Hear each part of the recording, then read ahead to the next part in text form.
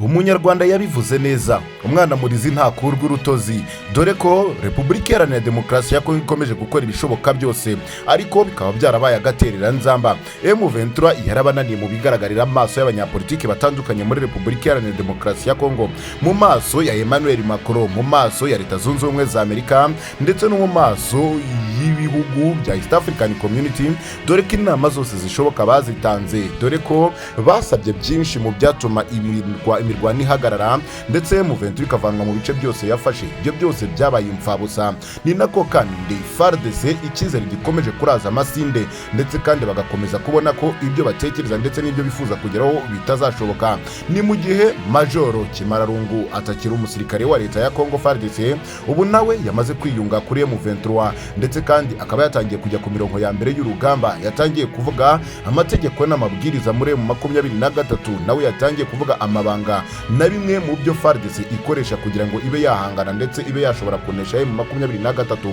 Si uwa mbere ubikoze, amaze kuza ari umusirikare urenga uwijana wagombaga kubakirwaho ubushobozi n'igihugu cya Repubulika ya Demokarasi ya Kongo mu gisirikare cya FARDC, ariko abo bose bakaba bakomeje kwitera umugongo. Abenshi impamvu zabo ziravugwa ndetse abandi izabo ntizivugwe kubera impamvu runaka. Gusa uyu musirikare yatumye n'ubundi icyizere simusiga FARDC yari ifite cyo gufata M23 gikomeza kugenda kuyoyoka, ndetse kandi icyizere kigakomeza kuraza amasinde, nyuma y'uko abasirikare benshi bagaragaza ko bashyigikiye kandi bagomba kwitangira M23 kugira ngo igere ku ntego zayo ndetse na bimwe mu byo yiyemeje kugeraho. Tugwaye ikaze ku buryo burambuye, ni amakuru y'umutekano na diplomasi n'ibigenda bigarukwaho muri Repubulika ya Demokarasi ya Kongo. Ese koko icyerekezo cy'intambara kirakomeza kuba ikihe? Ni mu gihe João Lourenço akomeje kuvuga ko M23 yemeye kurambika intwaro hasi, ndetse kandi Lieutenant Colonel Njike Kayiko nawe akavuga ko ubushotoranyi butenda guhagarara, ahubwo noneho ubugiye kuza bushobora kuzaba burenze ubwo abenshi batekereza, ndetse n'ubwagiye bugaragara ku mipaka ihuza u Rwanda na Repubulika Iharanira Demokarasi ya Kongo. Niba ari ubwa mbere ubanye natwe rebe video maze kandi subscribe turushaho kubana umunsi ku munsi, kandi amakuru yacu ajya kugeraho mu ba mbere. Tugwaye ikaze. Majoro Kimararungu usanzwe ari umusirikare mu ngabo za leta ya Repubulika ya Demokarasi ya Kongo, ubu yamaze kwiyunga n'inyeshyamba za M23, aho izi saha ari kumwe na M23 mu duce iri kugenzura kuri uyu munota. Majoro Kimararungu yari umusirikare wa leta ya Kongo kandi ukimazemo imyaka myinshi. Ku munsi w'ejo kuwa gatanu Werurwe nibwo yatangaje ko yiyunze n'ingabo ziyobowe na General Sultan Makenga Emmanuel kurwanya akarengane kamaze igihe kirekire gakorerwa bene wabo batuye muri Kivu y'Amajyaruguru na Kivu y'Amajyepfo bazira ko hari abatutsi. Ikindi twababwira nuko Majoro Kimararungu ari kavukire y'Umurenge kimwe na mugenzi we umaze iminsi ine ageze muri M23.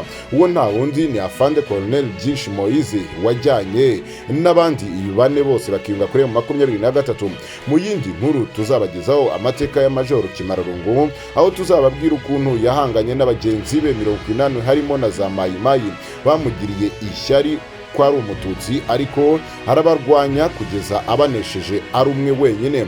Inyeshyamba za M23 zikomeje kwigarurira ibice byinshi ingabo za leta ya Kongo zari zifite, akaba ariyo mpamvu bamwe muri izo bari kwiyunga kuri M23 uko bwije n'uko bukeye, baragaragaza ko bose bamaze gusobanukirwa byimbitse n'ibyo M23 irwanira, dore ko umusirikare wese wa FARDC wiyemeje kwiyunga kuri M23 ndetse no gufatanya nayo batamusubiza inyuma, ahubwo bamwereka ko agomba kuza akabafasha kwigobotora ingoyi ya Sekibi, ingoyi y'akarengane, ingoyi yo gusahura, ingoyi ya ruswa, ndetse ingoyi yo kwica abaturage babaziza ubusa, ndetse babaziza uko bavutse, babaziza n'ururimi bavuga.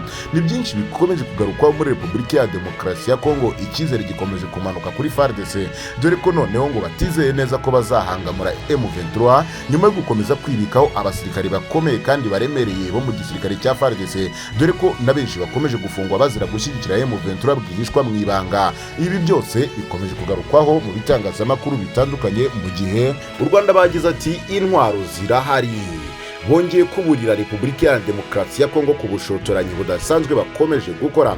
Umuvugizi wungirije wa guverinoma y'u Rwanda Mukurarinda Alain yavuze ko nubwo Repubulika ya Demokarasi ya Kongo ikomeje ubushotoranyi bitaragera ku rwego rwo kuba u Rwanda rwahangana n'icyo gihugu mu buryo bweruye. nibyo yatangaje nyuma y'aho ingabo za Congo FARDC zikomeje ibikorwa by'ubushotoranyi ku Rwanda, kuko kuwa gatanu umusirikare wazo yarasiwe ku butaka bw'u Rwanda i Rubavu nyuma yo kwinjira arasa ku ngabo z'u Rwanda zicunga umutekano ku mupaka.